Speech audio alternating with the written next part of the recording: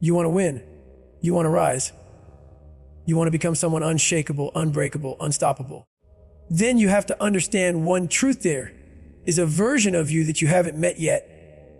A version that doesn't ask for permission, that doesn't wait for the perfect time, that doesn't shrink when life throws punches. That version lies deep inside you, buried beneath fear, doubt, and comfort. It's the beast within. The side of you that knows how powerful you can be if you just stop holding yourself back. Most people never unleash that beast because they've been conditioned to stay small, to fit in, to be polite, to follow the rules that keep them average. But greatness was never born from comfort. You have to wake that part of you up. The part that's raw, hungry, and willing to fight for everything you want. You have to stop apologizing for being intense. Stop silencing your fire just to make others comfortable. And stop pretending that you're okay with mediocrity. Unleashing the beast within isn't about being reckless or angry. It's about owning your strength, your ambition, and your power without fear. It's about saying to yourself, I'm done being average, I'm done hiding, I'm done playing small. Because deep down, you know you're capable of more. The beast is that voice inside that pushes you to go harder when your body wants to quit. It's the power that makes you stand up when life knocks you down again and again. It's the spirit that refuses to die, even when the world tells you to give up. Everyone has it, but only the few who dare to face themselves ever awaken it. When you unleash the beast, you stop looking for motivation. You stop waiting for perfect circumstances. You move because you have no other option but forward. The beast doesn't care about how tired you are. It cares about whether you said you'd finish. It doesn't care about fear, it walks through it. It doesn't care about comfort, it destroys it.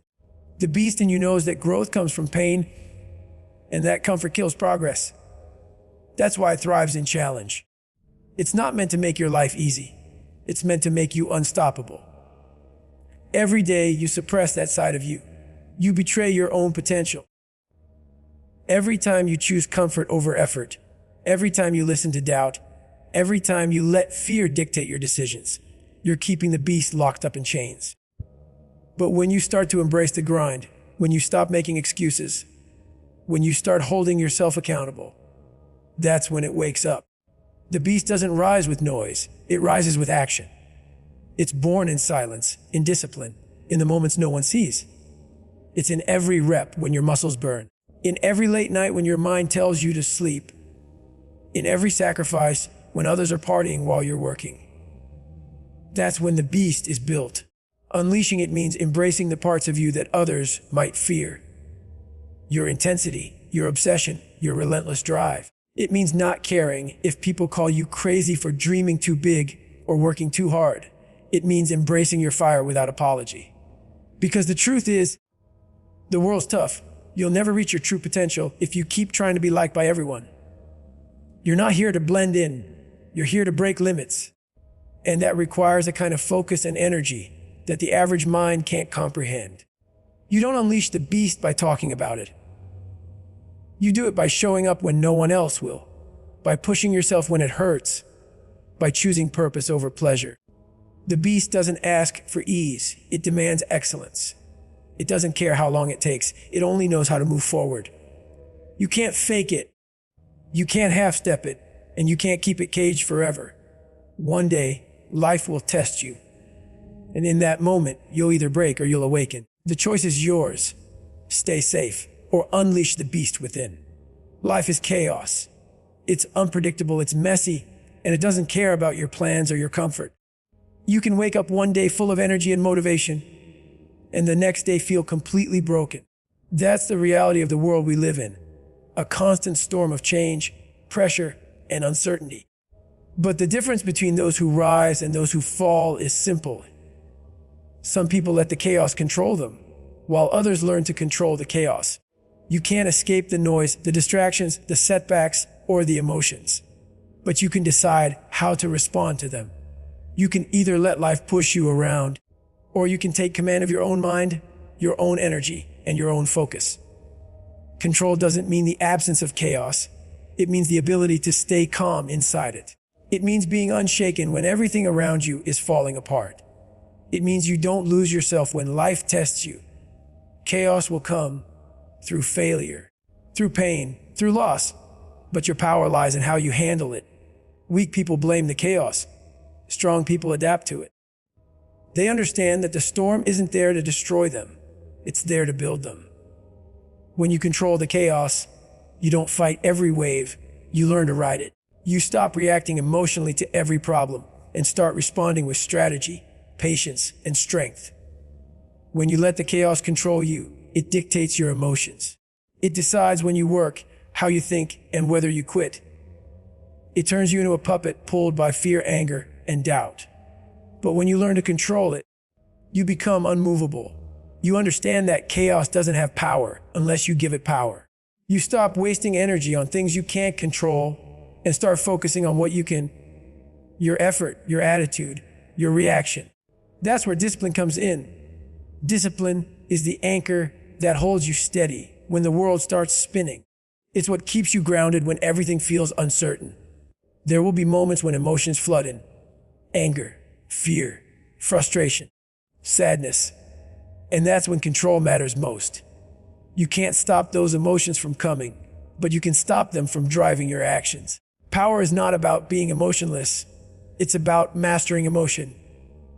It's being able to feel everything and still act with clarity. It's refusing to let temporary feelings destroy permanent goals. Chaos will whisper in your ear, telling you that it's too hard, too much, too late. But that's when you remind yourself that you are not controlled by noise. You control the volume. Every great person you've ever admired faced chaos. The difference was how they handled it. They turned pressure into focus, pain into purpose, and fear into fuel. They didn't run from the chaos. They stood in the middle of it and said, "I'm not moving." That's what true strength looks like. Not in perfect calm, but in composed chaos. The storm is inevitable, but panic is optional. Control the chaos by controlling your habits. The way you think, the way you speak to yourself, the way you act under pressure. That's where control begins. You can't wait for peace to move forward. You have to create peace in motion. You have to train your mind to stay steady when things go wrong. Every time you choose discipline over distraction, you build power. Every time you breathe instead of break, you take the reins back. That's what it means to control the chaos. To remain centered while the world shakes. To remain determined while life tests you. To remain focused while everything else screams for your attention. Because in the end, it's not the chaos that defines you, it's how you command it. Hard work has a dark side, and most people run from it. They love the idea of success, of greatness, of recognition, but they hate the process that builds it.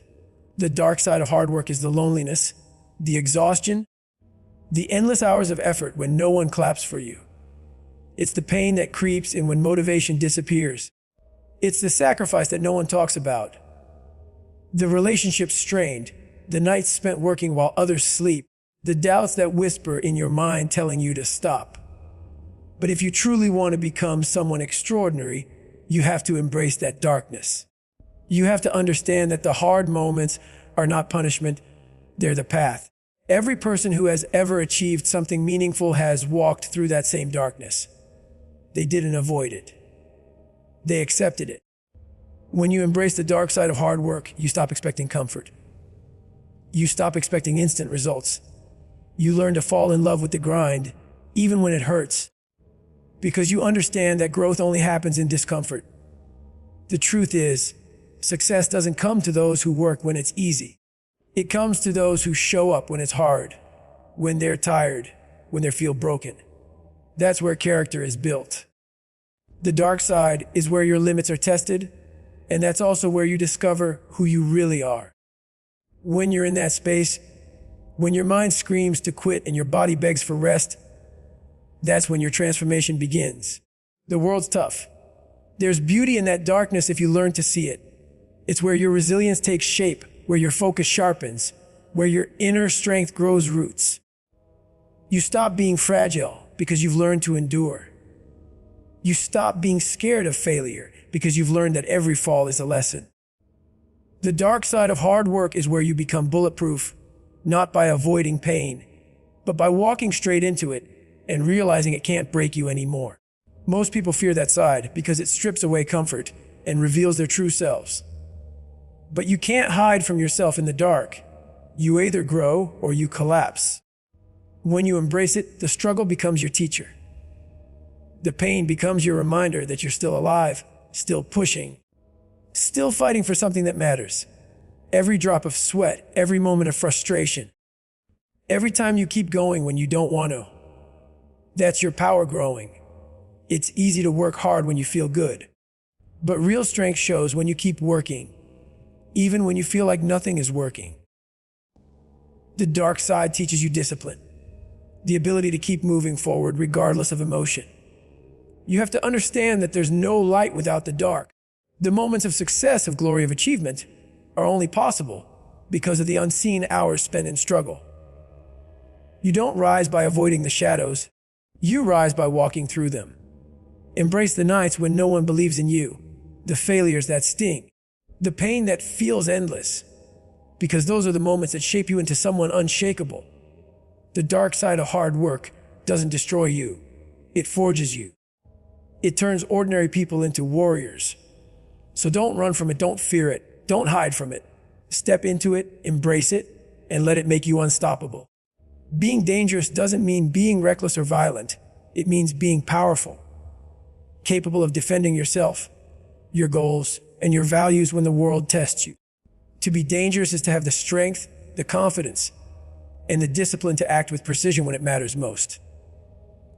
Weakness doesn't make you good, control does. A person who is harmless is not virtuous, they're simply incapable of harm. But a person who's dangerous, who has mastered their emotions, their skills, and their willpower, and still chooses peace, discipline, and purpose, that's real strength. That's what it means to be dangerous, but to use it for good. Every human being has power inside them, but most never develop it because they're afraid of how others might perceive it. Society teaches people to tone themselves down, to play small, to be nice even when they're being disrespected. But that's not strength, that's submission. True strength is quiet, calm, and controlled. It's not about hurting others, it's about ensuring that no one can hurt you or the people you care about. To be dangerous is to be prepared mentally, physically, and emotionally. It's knowing that you have the capability to dominate, but choosing to lead instead. It's not about aggression. It's about confidence rooted in discipline. When you become dangerous, you walk differently. You carry a sense of certainty. You don't seek validation because you already know who you are and what you're capable of. The world respects those who can't be easily broken. Being dangerous is about self-mastery, mastering your body, your mind, your emotions, and your environment. It's understanding your potential for chaos, but choosing to channel it into creation, growth, and contribution. It's the art of controlled power. But here's where the truth gets deep. Being dangerous also means being accountable. You can't use power blindly. Power without character becomes destruction. That's why it's important to use it for good. To protect, to uplift, to inspire. The strongest people are the ones who could dominate others, but choose instead to empower them. They're the ones who fight battles not to prove superiority, but to make things better. Real power is never loud or boastful. It's measured, focused, and intentional. You don't need to shout about what you can do when your presence alone commands respect. To be dangerous is to be unafraid.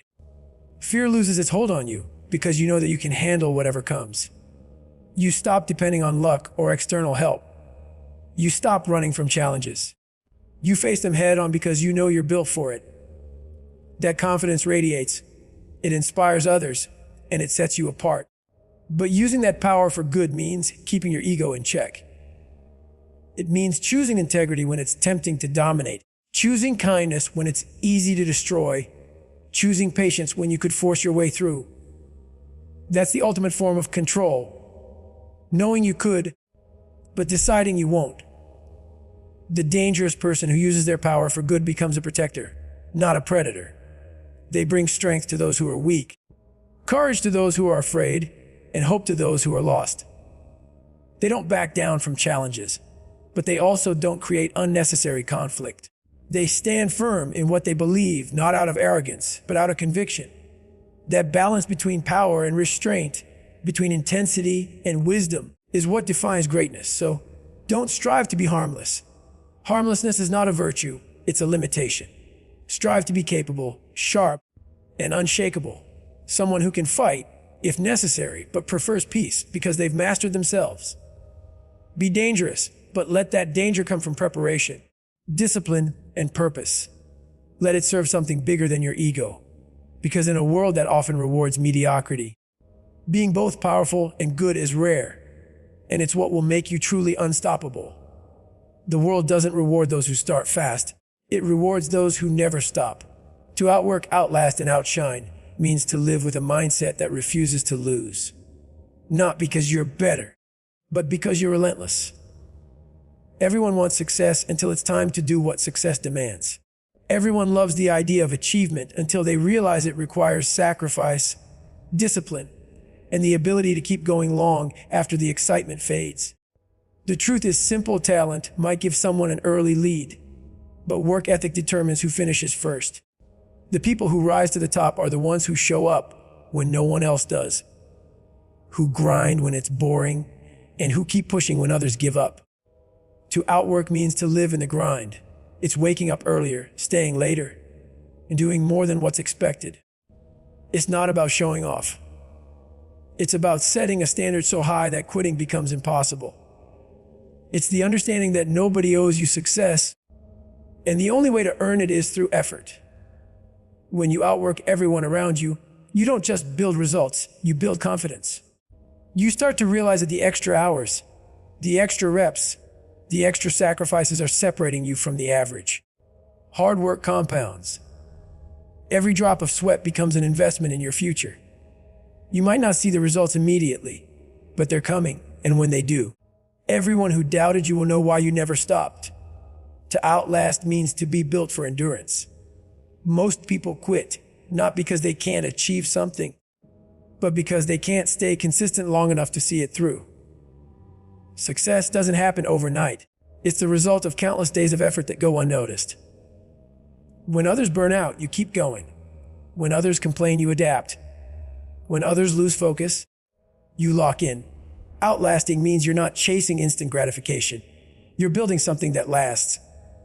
It's about patience, resilience, and faith in your process. You don't need to be the fastest, the smartest, or the most talented.